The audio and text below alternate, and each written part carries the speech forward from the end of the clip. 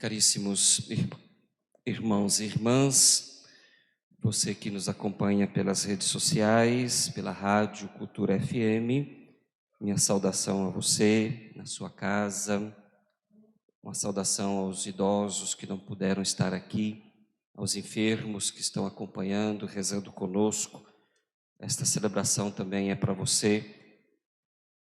Estamos unidos na sua oferta diária do seu sofrimento. Nós só saberemos disso se um dia também cada um de nós passarmos por um momento de enfermidade e sabemos como é difícil, mas ao mesmo tempo, quando a gente ganha de Deus a força, a coragem para superar os momentos mais difíceis. E nós, como igreja, nos unimos e nos reunimos numa liturgia orante, não só por nós aqui, mas ela tem um alcance fora das paredes desta bela catedral e chega àquelas que mais necessitam. Celebramos hoje a Epifania do Senhor. Mas o que é Epifania? A palavra Epifania vem do grego e significa manifestação. Manifestação da luz de Deus para as nações. E não é só a luz de Deus para os judeus, mas é para todos os povos.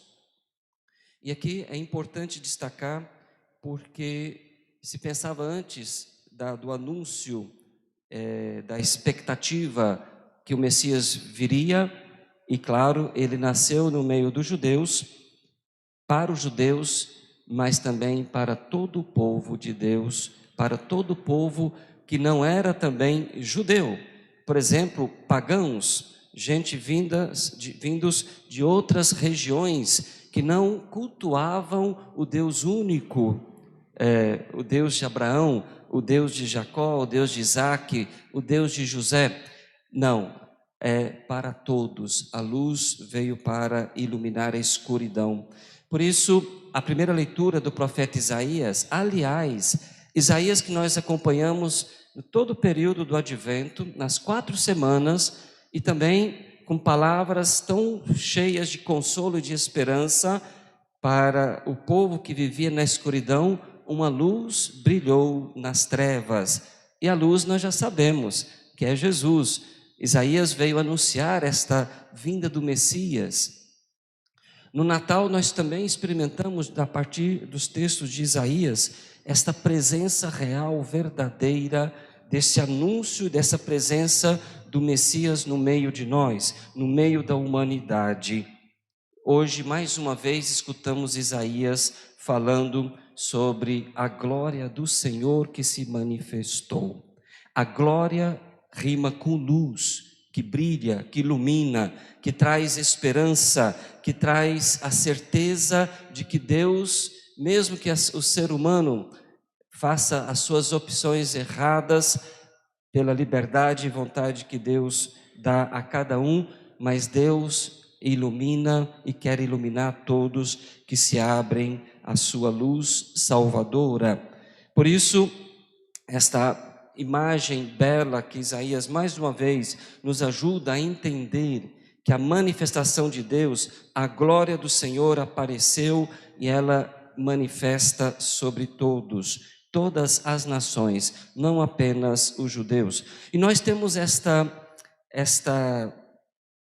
palavra de Paulo aos Efésios, que de certa forma corrobora, confirma isso que o Isaías está dizendo. Quando ele diz assim, falando da graça de Deus, que concedeu a ele e a todos para realizar o seu plano a vosso respeito. Por exemplo, quando ele fala que os pagãos foram admitidos à mesma herança e são membros do mesmo corpo e são associados à mesma promessa em Jesus Cristo. Mas quem são os pagãos? Nós sabemos que ainda existe, não o paganismo do jeito que era antes. O paganismo é uma religião que cultua não um Deus único, mas ele é um politeísta, ele cultua vários deuses, não é o Deus de Abraão, não é uma religião monoteísta como os judeus, como os cristãos. E eles ainda estão presentes na época de Paulo. Aliás, essa comunidade, Éfeso, era uma das comunidades mais cheias de pagãos. Por isso, Paulo vai lá e diz para eles: olha, a luz, a graça, o mistério, a manifestação do mistério de Deus é para vocês também, não é só para os judeus. E eles acolheram tão bem essa proposta que foram também sendo readmitidos, aliás, admitidos a esse plano de salvação. Deus não faz acepção de pessoas, Deus acolhe a todos aqueles que dóceis aceitam a sua palavra, a sua presença, aceitam cultuar o Deus único e verdadeiro e a Ele ser fiel e não tendo o coração dividido. Hoje, escutando uns anos atrás, uma palestra de um teólogo cristão, católico, e ele dizia que hoje, infelizmente, parece que o mundo está voltando a um neopaganismo. Se cultua tudo, menos a Deus. É capaz de querer cultuar uma pedra, alguma coisa que não pode salvar. Tem gente que vai cultuando isto. Vocês lembram da New Age, a nova era? Lembra disso? Que surgiu com uma força antes da passagem do milênio para dizer que Deus estava em qualquer lugar. Isso não é verdadeiro. Deus está na revelação escrita e na tradição, na sagrada tradição. Essa é a nossa fé. Por isso, esse neopaganismo que está por detrás ainda está incutido, talvez ali em ideologias que quer tirar, por exemplo, a fé mais verdadeira e pura, porque parece que eles querem assim tirar esta fidelidade ao Deus único e verdadeiro. Por isso, toda atenção é pouca. Toda atenção ela é exigida e toda prudência precisa ser também exercida com atenção naquilo que nós convivemos, naquilo que escutamos, naquilo que lemos. Por isso, é importante renovar, importante sempre estar confirmando a sua fé no Deus único e verdadeiro, participando, rezando, participando da celebração sacramental, por exemplo, no caso a Eucaristia. O neopaganismo, ele quer tirar algo especial e importante da nossa fé, que é justamente isto, a fidelidade, a adoração ao Deus único e verdadeiro. Tanto faz com tanto fez se você acreditar em Deus ou não. Para nós não é assim. Nós dependemos e adoramos a Deus único e verdadeiro. Amarás o Senhor teu Deus de todo o teu coração, de toda a tua alma, de toda a tua história.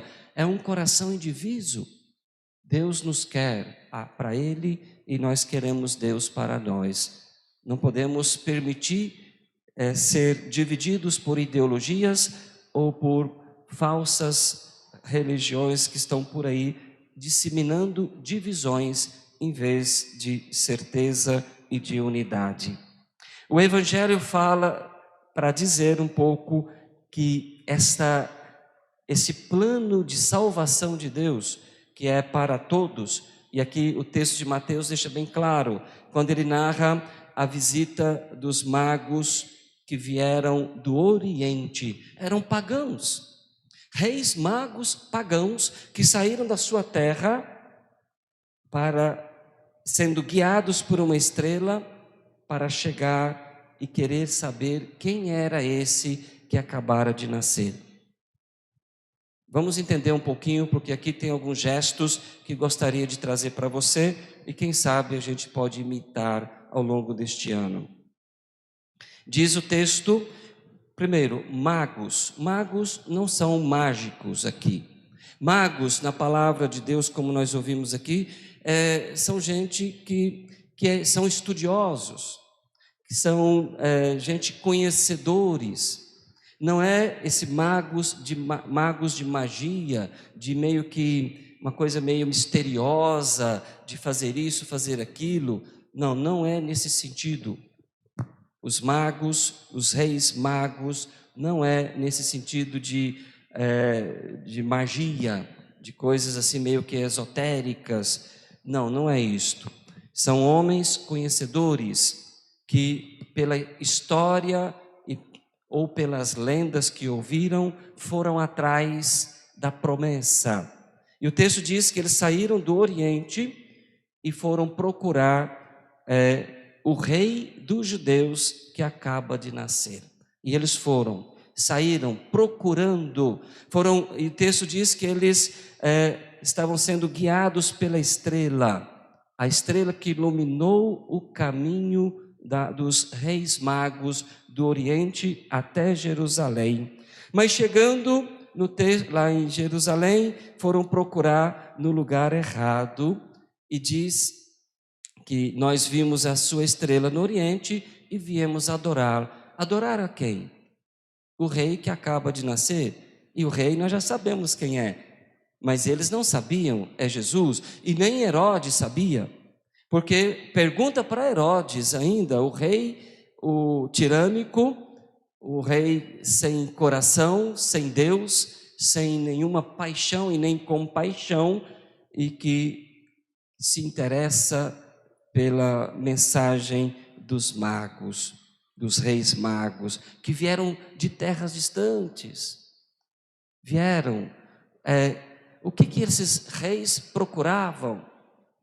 E a estrela deixou de iluminar quando chegaram perto do rei Herodes. O rei Herodes aqui é a figura do mal, é a figura da escuridão, das trevas, da corrupção, da violência, da maldade revestida humanamente por esta figura tirânica que é o rei Herodes. Fazendo-se de bonzinho, ele diz que vai dar a resposta para os magos. E aí reúne os estudiosos do seu tempo, os mestres da lei, e eles respondem para ele: em Belém, na Judéia, pois assim está escrito: e tu, Belém, terra de Judá, de modo algum és a menor entre as principais cidades de Judá, porque de ti sairá um chefe.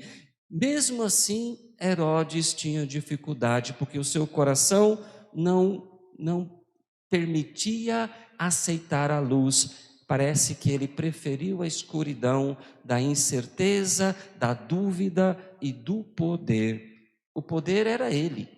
Herodes então diz para os magos: vão, e assim que vocês descobrirem, pode voltar aqui e me dizer onde está esse menino, que eu vou lá para adorá-lo. Nós sabemos que não é bem assim. E os magos voltaram e procuraram. E aí, por incrível que pareça, a estrela voltou a brilhar. É interessante que quando chegam perto de Herodes, parece que a estrela desaparece. Porque Herodes é o sinal do mal, das trevas, porque é o sinal de quem não acredita, do incrédulo. Precisou deles afastarem deste perigo para que a estrela novamente pudesse conduzi-los. E conduziu até a família lá em Belém, refugiado naquela cidadezinha e naquela estrebaria. E lá tem alguns gestos que eu gostaria de trazer para vocês. Quando eles encontraram a criança com seus pais, diz o texto: ao verem de novo a estrela, os magos, antes um pouquinho, isso. Quando entraram na casa, viram o menino com Maria, sua mãe. Ajoelharam diante dele e o adoraram. Atenção, como isso aqui é importante. pagãos que de uma hora para outra começaram a acreditar. Diz o texto: quando entraram na casa, viram um menino com Maria, sua mãe, ajoelharam-se diante dele e o adoraram. Só a Deus, só para Deus nós ajoelhamos. É só para Ele a nossa adoração. Nós não vamos adorar o poder, o dinheiro, nós não vamos ajoelhar diante de uma sociedade corrupta, injusta, ou diante de uma ideologia terrível que quer destruir o ser humano, a família. Eu não vou me ajoelhar diante disso. Só a Deus, diante de Deus, que nós devemos ajoelhar e adorar. Que gesto importante para o nosso ano que está começando. Procurar, assim como os magos, os reis magos, procurar mais a Deus ao longo dessa vida, ao longo deste ano. Devemos nos desinstalar, procurar, e a estrela, a luz, que nós já sabemos quem é Jesus, que se deixa encontrar, que nos conduz, que ela continue nos conduzindo ao longo desta vida, ao longo deste ano, para que quando nós estarmos na casa de Deus, junto dele, diante dele, que nós possamos nos prostrar diante dele e adorar, sem fala, sem muita palavra, diz o texto. E diz: depois abriram seus cofres, e lhe abriram seus cofres. Cofre a gente guarda coisas valiosas. O que você trouxe hoje de valioso? Não estou falando de coisas materiais, não. Os cofres aqui pode ser o seu coração. O que está guardado aí dentro de ti? As 7 chaves. Que você é convidado hoje, nesta missa da Epifania do Senhor, reconhecido e reconhecida pela luz de Deus que vem nos visitar, e você veio aqui hoje para prostrar-se diante dele, abrir os seus cofres, abrir aquilo que está dentro de você. Algo tão importante, tão forte, tão valioso. O que é valioso para você? E você veio aqui e, imitando os magos, vocês abriram seus cofres, a sua vida interior. E aí diz o texto: depois abriram seus cofres e lhe ofereceram. Eu gosto muito, ofereceram presentes. Como se Deus precisasse disso, né? Como Deus precisasse de coisas materiais. Deus quer ver algo mais. Qual é o presente que você veio dar a Deus hoje? Admita que possa ser você mesmo, que possa, você é o tesouro, é preciosos aos olhos de Deus. Será que nós reconhecemos Deus como nosso Deus, capaz de acolher essa preciosidade que Ele me deu, a minha vida, e eu posso estar aqui hoje para dizer e para oferecer estes presentes, você mesmo. Mas aqui o texto diz: ouro, incenso e mirra. Claro que toda uma linguagem simbólica. Ouro, porque só se reconhece um rei quando oferece ouro, presentes valiosos. Aqui os reis magos reconhecem naquele menino que ele será o rei do universo, porque eles ofereceram ouro, e naquela troca de presentes só se oferecem para os reis, como reconhecimento da sua majestade. O incenso é só para Deus. Hoje nós não temos incenso aqui. Sabe aquela fumaça que às vezes a gente tosse para valer? Mas aqui o incenso que a gente coloca no turíbulo, e a gente faz a incensação subindo a Deus aquele incenso, porque é para Deus. Que a nossa oração chega até Deus como o incenso, e a fumaça do incenso sobe para o céu. É só para Deus que nós oferecemos tudo isso. E a mirra que é um óleo feito de uma planta para ungir quem está machucado, para ungir aqueles que estão, por exemplo, no caso do Cristo, na sua cruz, e ele na cruz, crucificado. Depois, bem mais na frente, nos textos bíblicos, nós vamos acompanhar isso. Ao longo desse ano, nós vamos fazer a leitura depois dos anúncios das festas solenes ao longo deste ano, e a gente vai chegar na paixão e morte. A mirra reconhece aqui a humanidade de Jesus. Se o incenso reconhece a divindade, a mirra reconhece a humanidade. Deus, o divino, se fez humano, e o humano se está presente na nossa história, o humano Deus e o Deus homem. Por isso, peçamos a Deus que nos ajude nesse caminho.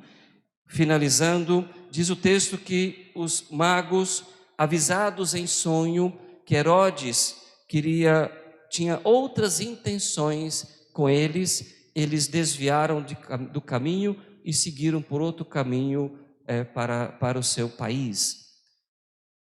Irmão, se esse ano você encontrar situações muito difíceis, com tentações, com seduções, procure desviar deste caminho. Pegue outro caminho, mas o caminho certo, o caminho que te leva verdadeiramente à luz, que é Jesus. Com Ele e nele nós não erraremos o nosso caminho. Amém. Creio em Deus Pai Todo-Poderoso, Criador dos